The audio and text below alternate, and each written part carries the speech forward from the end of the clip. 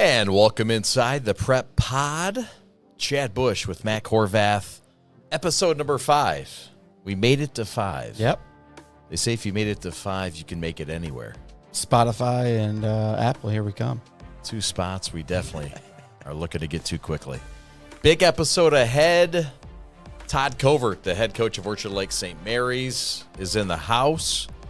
Trey McKinney, top 15 player in the country in basketball in the class of 2025. It's a good player, first player on the pod. Way to pop our cherry there with top 15 in his class. Yeah, and we're going to do more of that. Yeah. As student athletes become available, we do want to bring them in.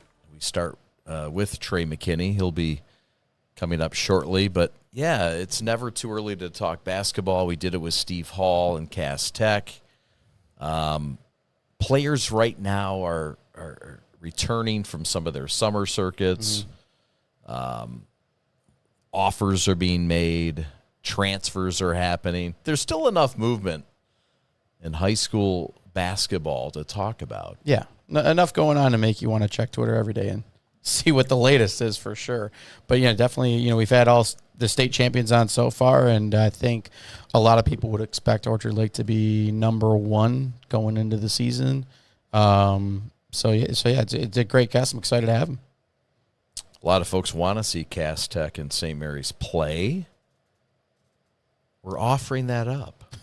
2 best juniors in the state for sure. Yeah. I mean, with those 2 going at with Acuff and Trey, so that would be exciting. A lot of people would want that matchup. Acuff, number 17, Trey, number 14. Very close. Teammates on the family. Yep. Will Trey stay? He's committed. He's committed. Will Acuff stay? A lot of rumors swirling. But it's exciting because so many kids have decided to stay in the state of Michigan and play. And these 2 are some of the best. We'll talk to Trey McKinney shortly. Any other news on the summer basketball circuit?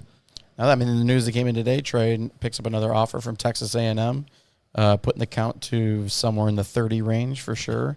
I don't think he's anywhere close to ending that recruitment. So who knows? He'll be able to chase down many, many, many more for sure.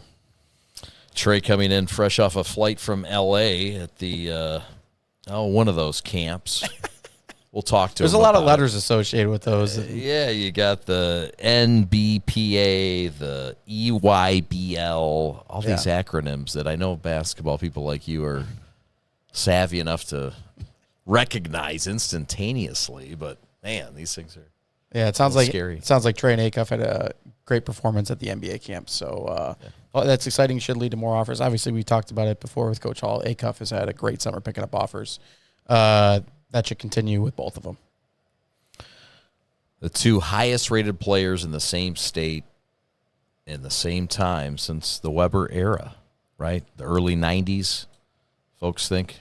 Yeah, most part, 2 high. We all have short-term memories now. There's probably something we're forgetting about. But, yeah, definitely 2 special ones in the state, hoping they both stay here and hoping we can both get them on the court at the same time, maybe in some sort of classic. Maybe. Showcase. Prep Classic, a showcase. Should we have something brewing? Tease it hard. I think we do. We're looking forward to that and much, much more. Mac and I will have Trey McKinney in the house, in the hot seat, when we return on the Prep Pod. Thanks for watching episode 5. Glad you're with us. Come back right after this. Today's episode of the Prep Pod is sponsored by myself, Matt Horvath, and Mitten Mortgage Lending. At Mitten Mortgage Lending, you're going to have the opportunity to work with a broker, whether you're a client or a real estate agent. One of the things that we offer that is definitely 5-star worthy is our customer service. Nights, weekends, many deals happen on the weekends, and it is awful when you're working with a bank that's closed on the weekend. You can't get a hold of anybody. That is not the case with us at Mitten Mortgage Lending. You can reach out at 313-477-1965 or mac@mittenloans.com. That's NMLS 177-3215. And again, the Prep Pod is sponsored by myself, Matt Horvath at Mitten Mortgage Lending. Welcome back on the Prep Pod. Chad and Mac back at it for the 5th week in a row. We appreciate everybody watching, subscribing, being a part of this. And we appreciate our guest today. Out of Orchard Lake St. Mary's, the All-American guard, Trey McKinney, the 14th highest-rated player in the country in the class of 2025.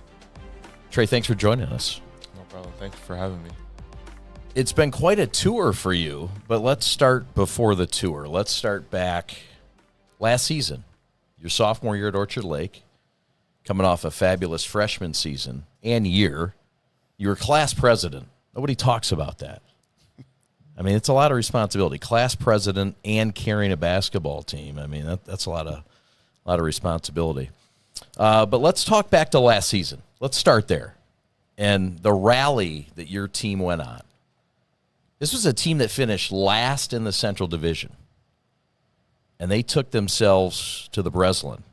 And Trey was pulling them pretty hard, going up by 27 on his back. And how about the journey you guys went on last year? Just talk me through the season, talk me through the start of it, and then the end, which didn't end with a title, but it ended in East Lansing, and nobody gave you guys a chance to do that back in December. Well, it was definitely crazy, especially since we couldn't find our groove in the regular season, so nobody really expected us to do that in the postseason, so it was really crazy, but it was definitely one of the funnest times of my life. I'm sorry. Go ahead. I was going to say, was it hard in the middle of the season fighting through the frustrations obviously going on with the players being eligible, and also some injuries you guys battled? You know, did it get pretty dark at times? It was definitely frustrating, especially like seeing our guys just sad because they wanted to play. So it was definitely frustrating, and I felt bad for them. So we did our thing in the postseason. We gave it all we had, and we will get one next year. You got some redemption as well. You got to go through some of the teams that you had lost to in the regular season. And I know it's always fun to play your rival, your competitors, but who were some of the games or who were some of the opponents that really stood out in your run last year, in games that your team had that were monumental in the success and the growth? Well, I definitely felt like the Brother Rice game was going to define our playoff run because that was one of the biggest games of that postseason run. And absolutely nobody thought we would win that game. So we just said we have nothing to lose. We went out there. We poured our hearts out on the floor. Our students came out. The parents came out. And we just did our thing. You know, when you guys are going through that run, too, obviously getting through them, and like you just mentioned, that was kind of the biggest game, the hurdle that, you know, a lot of people didn't give you guys much of a shot for, but then you win that one. You know, a lot of times if it's a Cinderella-type team, they get one big win and then kind of fall off the map. You guys went in the next week and rolled through the toughest regional that was in the state, for sure. No doubt. Yeah, with UAD and then North Farmington to go through them. Was it kind of thinking like, was there ever a worry that, man, I don't think we beat Brother Rice, but we don't match up against these guys or anything like that? Or was it just like, let's just keep rolling? I just felt like it was just, let's keep rolling. Our coaches really kept us level-headed. They didn't really care about the other outside noises. So we just really locked in. How would you describe your head coach, Todd Covert? Well, he's definitely an X and O type guy. He's fun to be around. He can crack jokes sometimes, but I just love my coach. And you must love your players and your teammates too, because it was evident on the floor that this meant more than just, you know, getting through the next level and the next round and, you know, getting teammates. You'd had just one senior on the team, so it wasn't like, you know, a lot of guys were saying bye, but look, Jack's important to you, I know, but there was a whole troop of players that you really bonded together with, and you could see that. What was that transformation like? It was just really like a different type of brotherhood. We've been through ups and downs, and like when you go through that type of stuff with people, you get close to them. So I just feel like I really had a really good bond with my teammates. Who's your best friend or friends on the team? I know it's a tough question, but which guys do you hang out with or have most in common with or enjoy a chat with? Most of the dormitory guys like Sherrod, Zip, and Jaden, and Angel. What's the video game? Is it video games or girls, or what's like the late night chats about? I know basketball, obviously, that's boring, but like what do you guys like bond over? It's not even video games. It's more so we'll just text each other and be like, do we want to watch a movie? And then we'll just watch a late night movie. Awesome. What's the best late night movie you've watched in a while? We watched, during the season we was watching, it was this show on Netflix called The Watcher. It was pretty scary. It was a good show, though. Was that like the you guys had to watch one of those before one of the playoff games? Do you guys have some superstitions you guys are going through? No, we just like to watch movies and shows, find different shows to watch. All right, so you had a great run. The regular season ended. You finished up school in May. Finished with like a 3.7. No big deal. You dropped down to vice president, though. You took back some of the responsibilities. You had a lot on your plate. What was it like being class vice president? It was definitely cool doing stuff for the school and also being able to put on the jersey and just show up for the school at the same time. So I feel like that's definitely cool. Was Orchard Lake kind of a school as you were growing up always on your radar, or how did Orchard Lake get on your radar? Well, I never really thought I would end up at Orchard Lake, to be honest. I was in 8th grade, and I was with Kareem, and it just grew from there. Do you remember the first Orchard Lake game you were at? I think it was against Ferndale at Orchard Lake during COVID. Oh, okay. Will Smythe hit like 17 three-pointers in that game, I think. Yeah. I remember that. So you were watching him through COVID, so you never really knew. Did you know what you were walking in to go into play in the Catholic League Central? To be honest, not really. It's way harder than people think. Yeah. How special is it playing in those environments in front of those student sections and whatnot? I just feel like it's really different. Like, you don't really get that anywhere else. Like, the student sections, just people coming out, sold out games. You got to play your best, or everybody's going to be on your head. So it's crazy to me. Those are the things that people don't realize what makes it difficult. Yeah, and especially, like, coaches take film seriously. Like, they know what you're going to do. You got to figure out a different way to impact the game. Yeah. How serious does Coach Covert take film session? I can't even describe that. He's intense, yes? Yeah, it's walkthroughs on game days. He knows his film. We'll talk to him in a little bit. Let's stay on your path in your summer and what's gone down since you left campus and you finished school at Orchard Lake. Where did you go and what have you been doing? You've been on tour and you've been across the country. You just flew in from Los Angeles, I believe, this morning. What was the first trip? What was it like? And who were you playing with? Well, I started off my first 2 sessions with Mean Streets in Atlanta and Arizona, and we did pretty good in Atlanta, but we didn't do really good in Arizona, and I just felt like it was best for me to go to the family, so that's where I finished out this summer.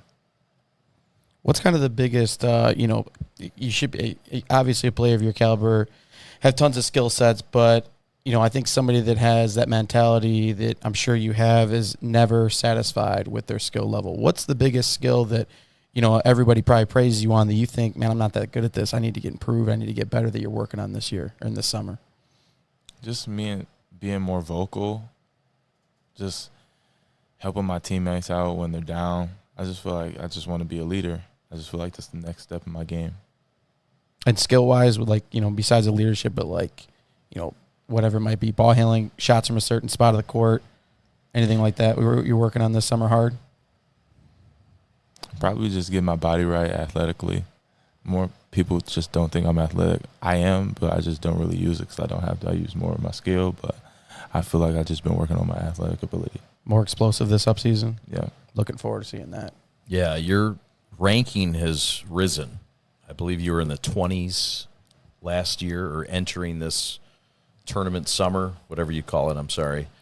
You're now up to, some people have you 12, some people have you 13th, some people have you 16th, but your composite, I guess I'm learning things, is 14th in the country in the class of 2025. That's big time. That's 15 guys on a board in the country. You're one of them. How does that make you feel? It's definitely a blessing. Like, just being top 15 in the country, that's a blessing. Not many kids get to do that, especially where I'm from. Not a lot of kids get to do that. Yeah. What's your highest moment where you realized, wow, I'm like amongst the elite? Is there anything this summer that happened? Like, did you get like a jersey or get to meet somebody and you thought, wow, I'm like in that class? I think it was when I went to the NBPA camp. It was just like, wow, like, I'm really like one of the best players in the country. Like, I can actually do this. Like, it was crazy because, like, the level of intensity, everybody's a 5-star at the NBPA camp. So I just had to bring my best. And you had a great showing at that camp, right? Along with a couple other local guys. Who were the other local guys you were with? Cheeks from Cass and Dylan Grant at Michigan Collegiate. You got to translate the nicknames. Cheeks is Darius A-Cuff.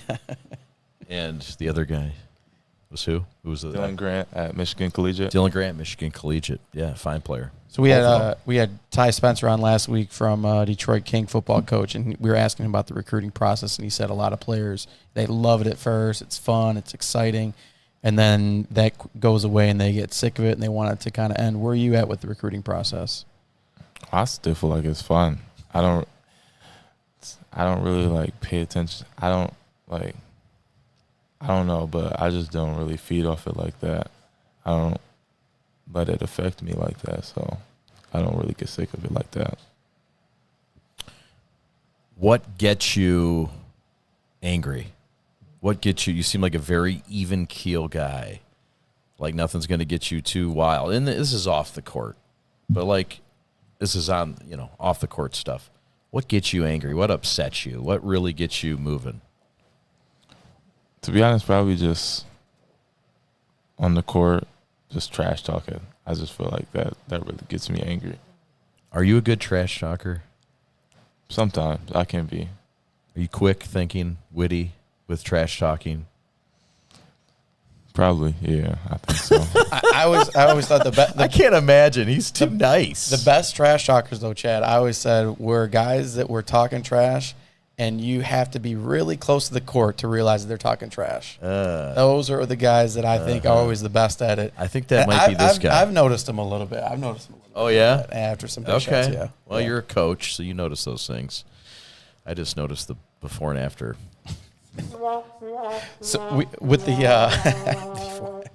the different parts of the season, you got your AAU season, this camp circuit, high school season. It's hard to just stay up playing high at that level all the time. Is there certain, obviously, months of the year that you're trying to be at your best at, and what goes into that? Definitely, the most part of it is recovery. I don't feel like I would be doing that at that highest level without recovery. Mm-hmm. But I just feel like in July is really when you have to lock in, especially because college coaches, scouts, NBA scouts come to see you almost every game. So you have to be on your best. So where are you at with this recruiting thing? And you've got like 30-ish offers of high major schools. I mean, is there anything where you can, do you have a timetable where you're going to commit? Do you have like a time range of when you want to commit? Is there anything that we're not asking for you to commit today on the Prep Pod, but it'd be cool. But do you have any kind of ideas of goals of when you want to, or is it just going to come some night and you're going to talk to your dad, John, and say, hey, Dad, this is where we're headed? Most likely, I feel like it will be my senior year. I don't really want to speed it up. Mm-hmm. I'll just wait for it to come. I don't want to really speed it up. Okay, so sometime senior year. That's cool. Hey, I let it go. I mean, I think you can get 100 offers. I think you can get triple digits. What is an offer like for those of people that have never had an offer? I think I'm one of them. What is it like? Like, does a coach text you? Does he call you? How does this happen? Tell the people out there. Well, June 15th this year, they could start contacting me personally, just me. So they either text you or they call you out of nowhere and you just answer the phone. But it's definitely a blessing just having different coaches from around the country, high major coaches, legendary coaches, just believing in you, saying that you can do this at their school is definitely a blessing.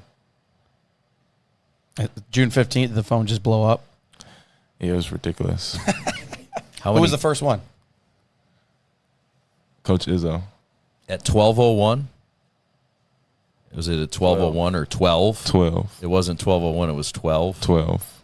Who was second? Coach English at Providence. Okay. Who was third? I don't remember who was Okay. You remember first and second, though. Yeah. I bet Dad remembers. Yeah, Dad remembers. We'll talk to Dad shortly. So, all right. So that's cool. So you get the messages, and then they just text. I mean, do they get right at it? They say, hey, we want to offer you. Do they say, like, what did you have for breakfast? Do they call you? Like, what's a proper offer look like? I still am wondering. Just making their pitch to the program. More so, they'll call you after a game or a camp if you did really well and call you or text you and be like, we're really interested in you. What time can we call you? What time can we talk to you? That's more so the conversation, them trying to build a relationship with you. So you've been on some visits already, right? Like to More of the Big Ten schools. Yeah, a lot of them. What's kind of the coolest thing you've done on one of these visits at a certain place?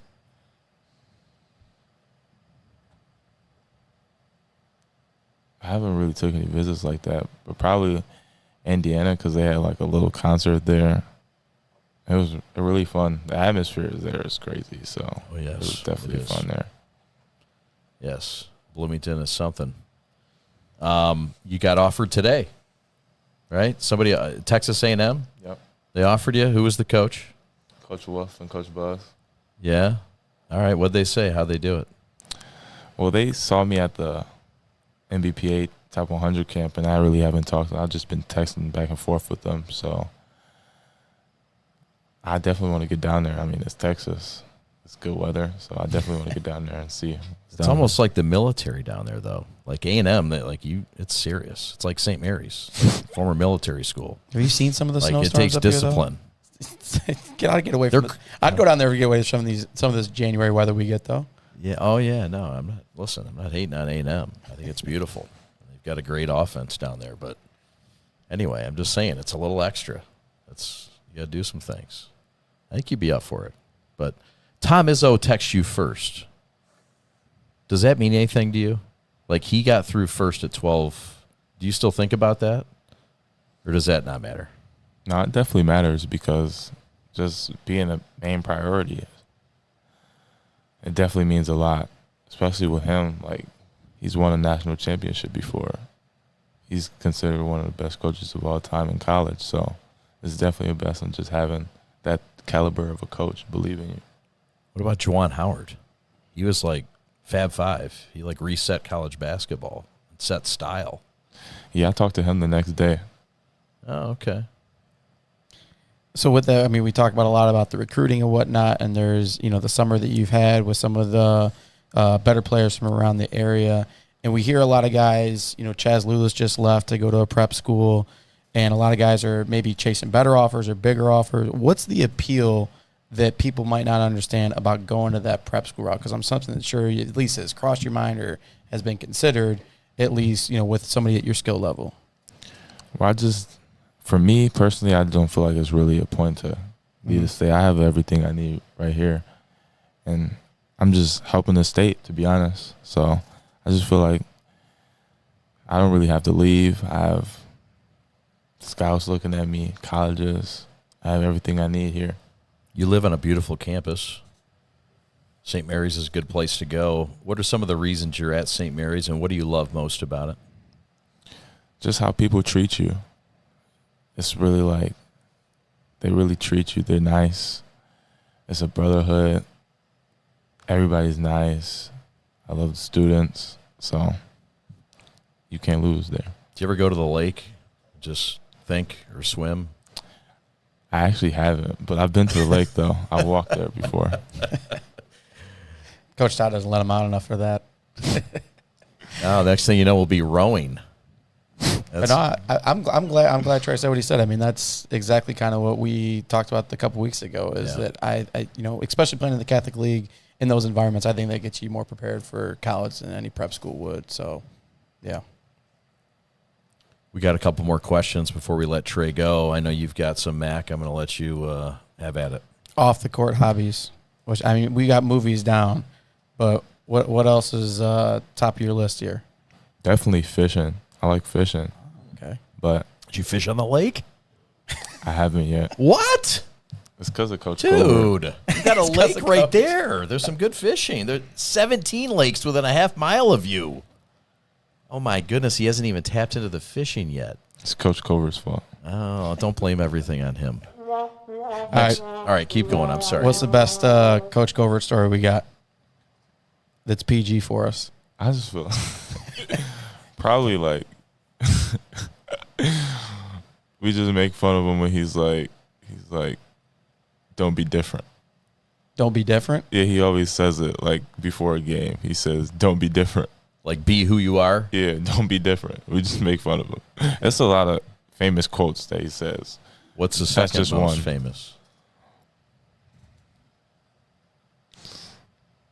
I can't really think right now, but we'll get back to that. They're not sticking, Coach. They're not sticking with them. He's worried about playing time. It's understandable. So players always imitate their coach. Who's got the best imitation of Coach Covert on the team? Either Bugs or Sherrod. Is it good? It's pretty good. When do they normally? But have they busted it out in front of him yet? Definitely. Oh man, that's awesome. That's great. We got to get awesome. it. We got to get some audio of that.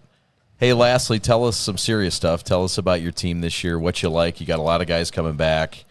You guys have played together in the summer, or at least you've talked. I know, stayed in touch with a lot of the guys. What can Eaglet fans and the rest of the state of Michigan expect from St. Mary's in 2023-24? You can definitely expect a championship or making it to the Breslin, doing big things this year. We have most of the same team back, more weapons. So it's definitely going to be fun. Nice. Who was the best team you think you saw this summer? A team that surprised you guys in the high school season that, kind of took you by surprise with how talented or how tough they played? Probably East Lansing. Yeah. They're pretty good this year. Good. Fair enough. Do you have a top 5 you've set for your schools? Or have you set a top 10, top 20? You've got like 50 offers. No, I haven't really. I'm probably in the fall or narrow it down, something like that. Yeah. Well, it's been fun getting to know you a little better. And we look forward to covering you this upcoming winter. It's just around the corner. Yeah. And, yeah, man, thanks for taking time on your tour. What's next? What's the next step on the tour? Curry Camp, San Francisco, California, August 3rd through 6th. Awesome. You looking forward to meeting him? Definitely. Awesome. Anything last? That's a decent amount of time. I'm sure Trey will be in the gym every day, right? There he is, Trey McKinney, preseason All-American, the pride of Orchard Lake St. Mary's. A Renaissance man, staying in the state, staying at Orchard Lake, doing the right things. Thanks so much for joining us. Best of luck to you, young man. There he is, Trey McKinney. Mac and I are back on the other side of this timeout. This is the Prep Pod. Thanks for watching.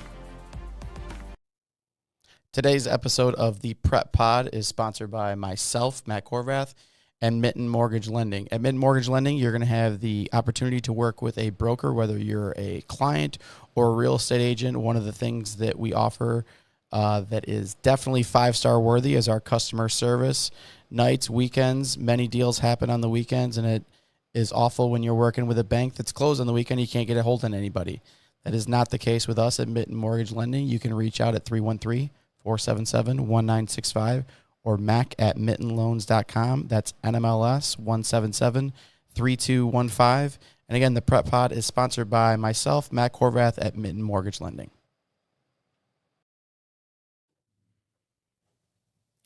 Welcome back on the Prep Pod, episode 5. Our second special guest of the evening is Todd Covert, the head basketball coach at Orchard Lake St. Mary's. Mac and Chad back with you. Todd, our guest, and what a season for you guys. I guess we'll start there with this past basketball campaign. It was a ride, and you were guiding that ship. There must have been a lot of fun, and in between, a lot of challenges, I know, but wow, what an ending in the Brez, a place I know you've been trying to get your program to, and that's where it ended. A good run by your club. How do you feel coming off of last basketball season? It was a run. When you're in the middle of it, it's emotional, it's taxing, it's hard, it's tiresome. You try to enjoy it a little bit, but you just don't have time. I think they told me I had to play Monday after we won on Friday. I'm like, I thought we get to play on Wednesday. There's just no time when you're in that grind. And looking back, it was pretty historic what we accomplished to really beat whatever 4 of the top 6 teams in the state and the defending state champion in a matter of 10 or 11 days was. It was historic to be honest with you. It really was. Yeah, it's got to be one of the better runs that we've seen a team make that had basically the regular season that you guys had. We talked to Trey about the frustrations dealing with last season as a coach. How was that? Because you guys also dealt with a lot of injuries as well. Yeah, it really the injury thing was something that we didn't really talk about. But it was a big, big deal, right? We were not that deep. Trey was dealing with an ankle injury for a good 2 weeks in there, right around the CC game. That middle part of that season, Mason obviously went down. Mm-hmm. Trey was, 70% a few games. Wearing the mask at points too. And wearing, so it was and look, hey, the Catholic League's tough. If you don't have your A game, you're going to get beat. But, we beat Renaissance early. We beat Kentwood. We beat Grand Rapids Catholic Central. We beat UAD the first game, which was one of the most unbelievable performances I've seen in a long time that Trey had. We had it rolling there. We beat De La Salle on the road. And then I think that's when Mason got hurt. Then it followed by Trey, and just a tough league. It'll get you. And it wasn't just the injuries; it was transfers. Transfers thinking you have them, then you don't. The emotions of it, the game planning for it, or not game planning for it. Let's be honest. That was really a big part of your season that. A lot of it you just didn't have control of. Right. Yep. What was that like, just dealing with the absence of those guys and having to overcome that and having them and not, and then keeping them with the team and keeping them engaged as well? Well, Jaden and Zip and Angel, they're just such great kids and, great families behind them. I think they, that really helped them. I can't say enough about their parents that were able to kind of be there for them and guide them through just a terrible process. I just take basketball out of it, and just emotionally what those kids had to deal with. I just, it's happened before. It'll happen again. But taking basketball out of the equation, it was very unfortunate when it was such a gray area situation at best.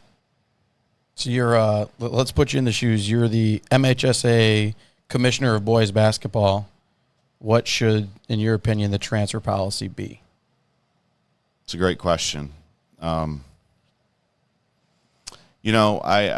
think there needs to be there's always exceptions, but you need to give kids the opportunity. And I studied this a lot, looking around and seeing, like Wisconsin, you can transfer up until your sophomore year and there's no penalty, right? Florida, you can transfer whenever you want.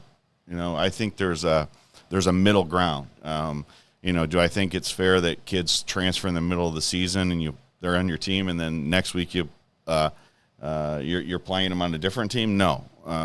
But look, if a kid goes into ninth grade and he's going to go to a school and he gets there, and whether the coach leaves or academically or socially, it's not the right place for that ninth grade kid, why penalize that kid for 4 years?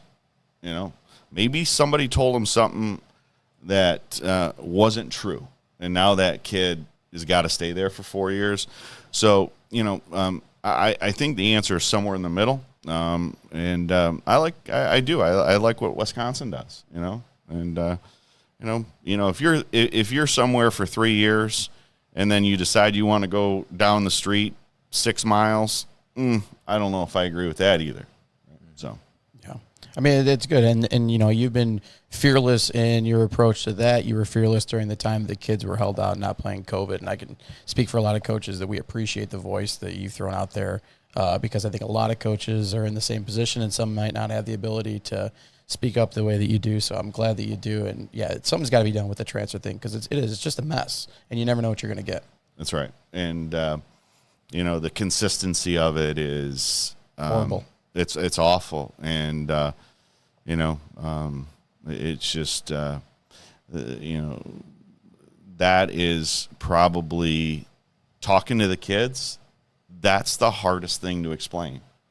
Well, why is Johnny playing tonight? I know Johnny didn't move. Johnny's still living at the same spot. In any system, you're going to have loose ends, and there's always going to be holes, and I get it. There's only so much you can police. But explaining that position to a kid is that's the hardest part. But it's a life lesson, too, Yeah.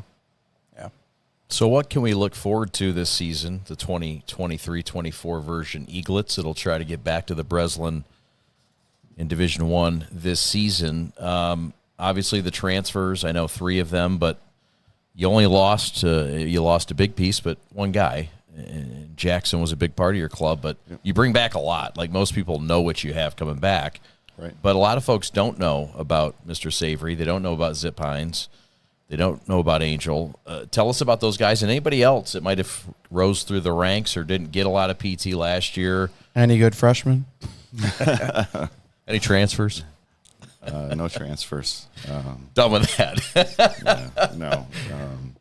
What can we expect? We're not going to sneak up on anybody this year. Between, we see it in the summer. Everybody comes after us. They come after Trey. It's a different level, and in high school, being able to focus is such an important part of the game, and really getting better. And that's what we really got to stay honed in on, because if we're not focused day to day, eventually teams are going to catch us, and we're going to get everybody's best shot every night. So that's fine. And you've been a part of the Catholic League for a very long time, and I've felt and talked to people about it. The Catholic League was always good, always competitive, but really I felt like when Cassius was at UAD, UAD took it to another level, and then the rest of the Central just chased them basically. And now caught up, and now it's one of the best leagues in the Midwest. Can you speak to that about, basically the growth of the Catholic League over the past 10, 12 years? Yeah, I mean, I think top to bottom is where it's so hard. I mean, every team, I've been around the Catholic League for a long time. Usually there's a couple good teams, right? Mm-hmm. And, a couple of us would fall off. But right now it's 1 through 5 every night. You're playing Division I high caliber players with good coaching. And if you're not right, you're going to get beat. And if you're not healthy, you're going to get beat. So, I just think that top to bottom, the night in, night out is what makes it so hard right now. What coach in the Central is the toughest to prepare for? You got to pick one. Wow, that's a tough one tonight. Jeez, I thought you said softballs.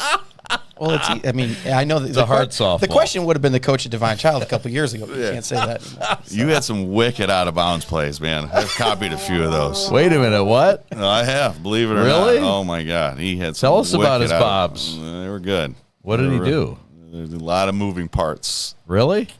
Interesting. A lot. Okay. Yeah. Shout out Matt Horvath. Yeah. All right, so you're not getting him off the question though. Oh, who do you got to prepare for? Oh, jeez. You got to pick one. I know. There's a lot of good ones. Who's the one that keeps you up a little bit later in those film sessions? I'd say, probably John and Pat are pretty, different in a way of, John's going to run a lot of sets. And with a lot of great options, and he's going to hide people that he needs to hide. So, being able to deal with that is really, really hard. And I think Pat is going to really game plan for you and take away your strengths and really make it more game focused. So that would be my my twofold answer. All right, that's fair. Yeah.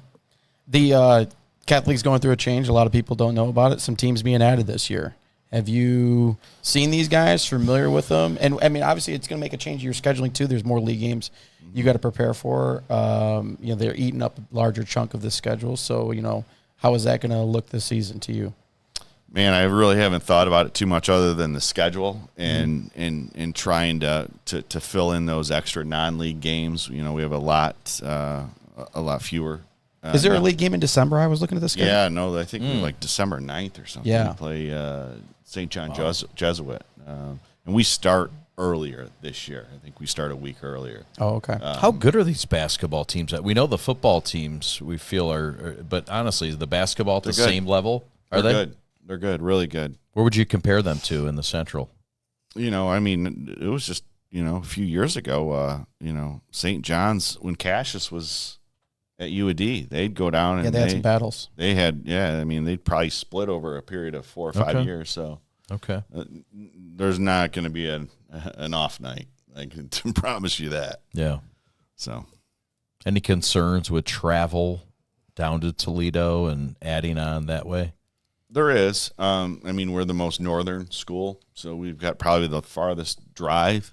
The lower levels, getting out of school early and doing that drive, is we'll see. Shot clock, no shot clock. Oh yeah, shot clock in Ohio. There's different baseball rules.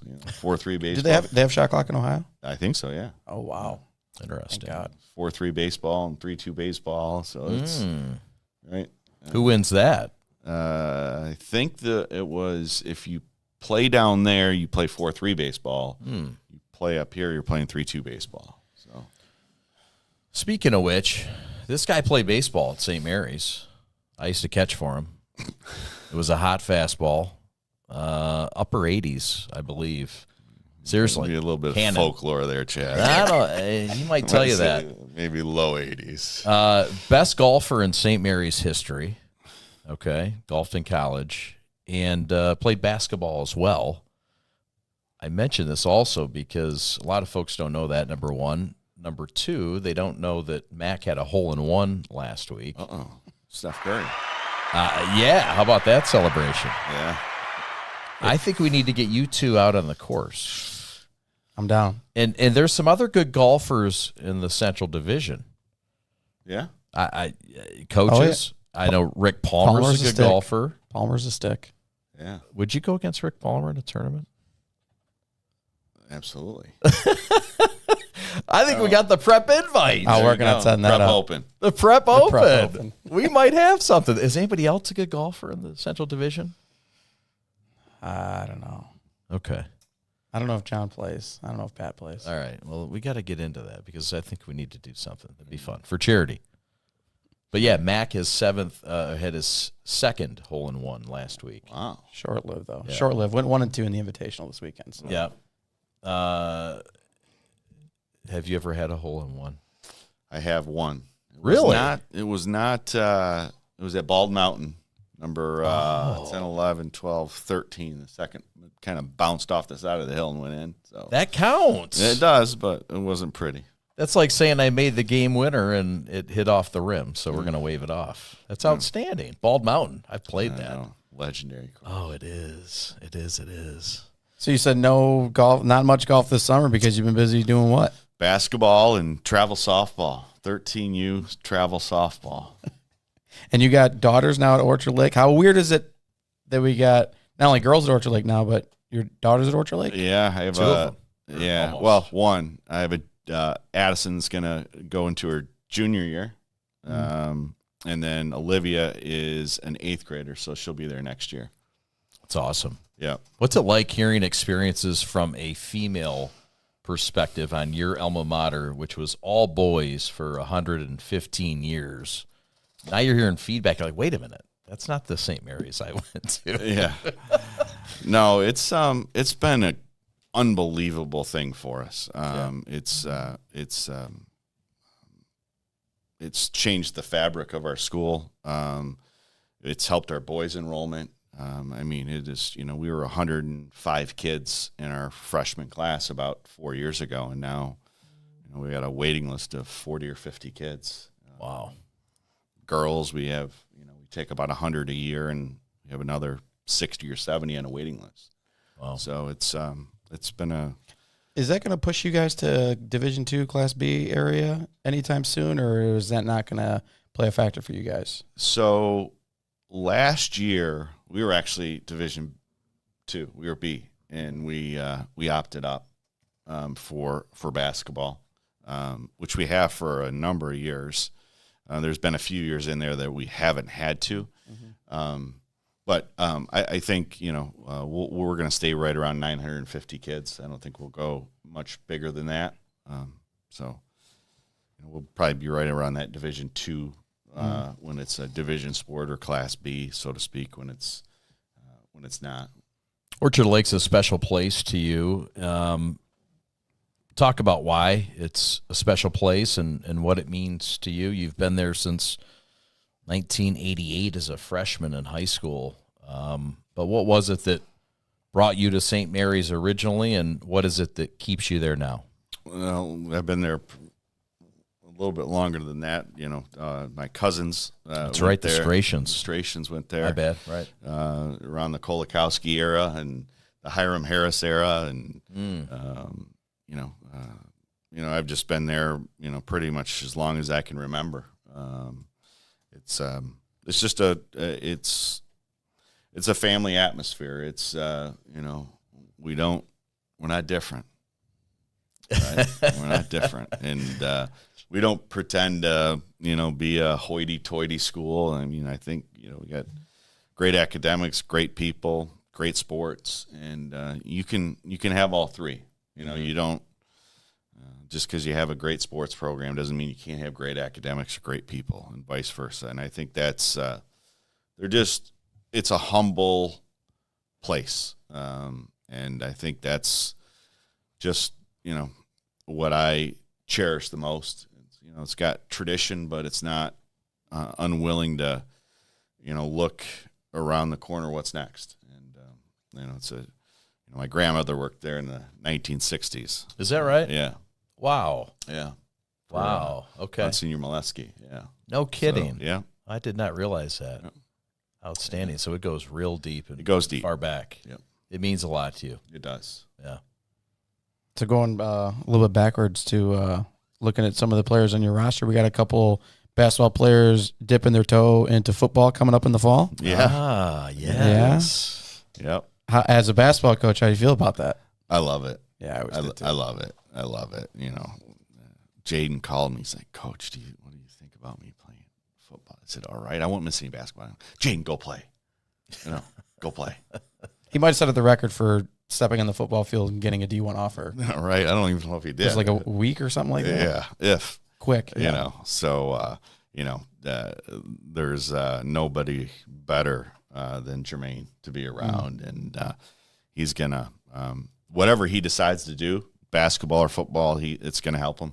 And, I think the world of Jermaine. So I know he's going to take care of him too. And Sherrod's trying as well. Yeah, Sherrod's he's one of the best basketball defenders in the state. I've been saying that for 2 years, watching him play defense. And I love watching him on the court. But, man, when I look at him, I just see a cornerback all day long. You're not kidding. There's a college in this state that has said he's a pro corner. Yeah. I mean, he's got that instinct that is you look at the Brother Rice game. That play, I mean, he just snatched it out of midair on Blackwell, whenever it was, a minute left to go, and went the other way. I mean, just trying to make a pass over the top of him. It's different, right? Yeah. So, Any chance Trey McKinney no, is going to I announce? draw the line there. No chance? No. What if Big John No. came to you after this show and said, hey, look, I've been thinking. I got this vision. I've been watching Antonio Gates films has at him go night. too. Yeah. We think Trey's fabulous, 14th best player in the country. Yes. Football, we think he could be number one. Yeah. Why not try both? We'd have to have a good conversation about that. But Okay. no. All right. And all kidding aside, I Yeah. mean, look, He could be a tight end. could be. He could, Yeah. I've been at St. Mary's for 30 years, and we've seen them all go through there, right? There is nobody that works like him. Nobody. Yeah. Nobody. Not even close. Yeah. Tell us more about Trey and his development. And he's been here since a freshman. He's entering his junior year. He's been a guy that's going to stay home, stay loyal to his school and his state. He said that was very important to him. I know that's got to mean a lot to you. Tell us about Trey McKinney, the things that folks should know about him. That he'll do about anything for the school. And so many people don't give back. And that's probably what people don't see. He came up and helped at the camp last week for the little guys. And, might as well have been Michael Jordan that walked into that camp, but that's the stuff he'll do. And you'll ask him once and he'll say, I'll be there. And you don't have to worry about him not being there. Yeah. He'll be there. You mentioned his relentless work ethic, and that's something that you said you've never seen around there. You've never seen in that building, and that speaks volumes. What are some examples of what you've seen from him that nobody else really has? I mean, you look at the morning that we played De La Salle. He's in there at 5:45, getting shots up and working out. The day of the semifinal game, probably the same thing. I mean, it is, and it's not. I'm going to take a couple shots and move around. It's he's just continuing to separate himself with his work ethic, and the intent of his work ethic is, anybody can go in the gym and say I'm in there for 2 hours, but he looks like he's gotten out of the shower when he comes out of there, and it's unbelievable how hard he works. Has he made you adjust your coaching style a little bit? I know I was somebody, I always wanted players to get to the hole for a layup or get fouled or shoot a three, playing those odds, kind of that no mid-range jump shot. But I think if I had Trey on my team, I would change that rule pretty quick. Yeah. I mean, I'm not huge into analytics. I look at numbers and, that's the common thing is, mid-range is the tough shot. But when you make it at a 70% clip, you can throw those numbers in the garbage, right? The biggest thing with him, and, Steve Kerr said it, there's an Instagram video of Steve Kerr talking about Steph Curry and how he breaks every rule that you think of as a coach. But when it's all said and done, he's shooting 55, 60%. And as a coach, I had to learn how to let go because he takes shots that, you've seen it, that you're like, oh, my God, that you would probably bench a kid for the rest of the season for it. But then he shoots him at a 60% clip. Yep. So you let go and, you let him be. It's hard to justify that, too, I can imagine, to folks at times. Like, you know what I mean? Like, even your own teammates sometimes. But you have to have that extra factor of decision-making of, hey, look, here's the result, here's the facts, and hey, look, this has worked out this amount of times. You got to give. Yeah, I think when you have a period of 10 games as a freshman and that you're doing things that other people aren't doing, those normal conversations or normal thought patterns that we have, go away. Yeah. I probably never will see this again as a coach. It's generational to me. We've had great players, Kalen and Allen and Bowens and Seawright and Jermaine, but I've never seen anything like it. Yeah. What do coaches say about him that, like, you're impressed with? Like, things that you as a coach see him all the time, but when you get evaluations from other folks, what kind of has set with you a little bit longer than other comments? Probably two things. His strength. He is wickedly strong. Wickedly strong. And his ability to absorb contact is unique. It's unbelievable. And then, I think his game is going to transcend to the next two levels more than the next guy that is probably maybe his equal or his peer right now, just because of his footwork and his ability to create his own shot there's nobody can create his own shot like him. And that's what the next two levels are really about is, you can't help at the next level as much. And then when you go to the NBA, you really can't help. So being able to create his own shot with his footwork and his angles and his body and his ability to change speeds and, different leverage points is when it's all said and done, he'll be the best. Yeah, we watched him do it all last year versus a lot of Power 5 D1 talent in the Catholic League every night. So, yeah. And he's done it, in the Elite 100 camp. He's done it in the NPBA camp. Yeah. NP, whatever it is. It's an elite camp. The NBA camp is what it is called, the NBA camp. Where if you're an NBA prospect, you're going there. And he's beaten people repeatedly. What's kind of the summary from his summer campaign, Ben? Well, quick funny story. I was down in Orlando with Olivia, my daughter. She was down there with a little friend, and they were going to Universal, and it was the same time Trey was playing in the NBA camp. And, these AAU events, you go and you kind of check in, and you might be on a list.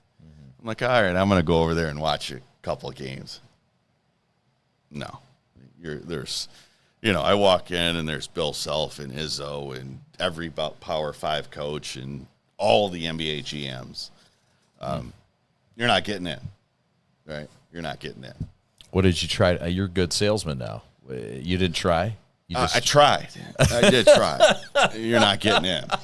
You're not. You tried every pass you had. No, you're not getting in. But I'm Trey's coach. Yeah, no, that's. Did you argue with them like you're arguing with an official? No, I have more. No, I did not. No foot stomps? No. It was an NBA event. Let's just put it that way. Like when you go into the palace and you go into the tunnel, you're not saying, "Hey, right?" They're checking multiple forms of identification, and so. Well, I want to take this time to thank Todd for believing in the prep and getting us out as the pillar program for Orchard Lake St. Mary's and believing in us and getting us off the ground. Thank you for that. Yeah. Without this man believing in the prep pod, and everything we stand for, we would not be off the ground. So thank you very much. We appreciate the partnership. Anytime. Thanks, Mac. All right. Appreciate you. Yep. There he is. That's Todd Covert. We're coming back with more to wrap things up on the Prep Pod. Thanks for watching episode 5. Back after this. Today's episode of the Prep Pod is sponsored by myself, Matt Corvath, and Mitten Mortgage Lending. At Mitten Mortgage Lending, you're going to have the opportunity to work with a broker, whether you're a client or a real estate agent. One of the things that we offer that is definitely 5-star worthy is our customer service. Nights, weekends, many deals happen on the weekends, and it is awful when you're working with a bank that's closed on the weekend. You can't get a hold of anybody. That is not the case with us at Mitten Mortgage Lending. You can reach out at 313-477-1965 or mac@mittenloans.com. That's NMLS 177-3215. And again, the Prep Pod is sponsored by myself, Matt Corvath, at Mitten Mortgage Lending. Welcome back on the Prep Pod. Another chapter is in the books, Mac. What an action-packed episode. Yeah, a couple first player to come on. Hopefully the first of many more. First of many more. Special thanks to Trey McKinney of Orchard Lake St. Mary's and Todd Covert, the head coach of the Eaglets. Great job behind the glass by Ali Hadi. Partner, thank you very much for another great effort. Fired up for basketball season already. Fired up for basketball season. What a great episode. A lot more coming up. Come back next week. Special guest and much, much more. We are the Prep Pod for Matt Corvath and Ali Hadi. My name is Chad Bush. Thanks so much for watching. So long, everybody.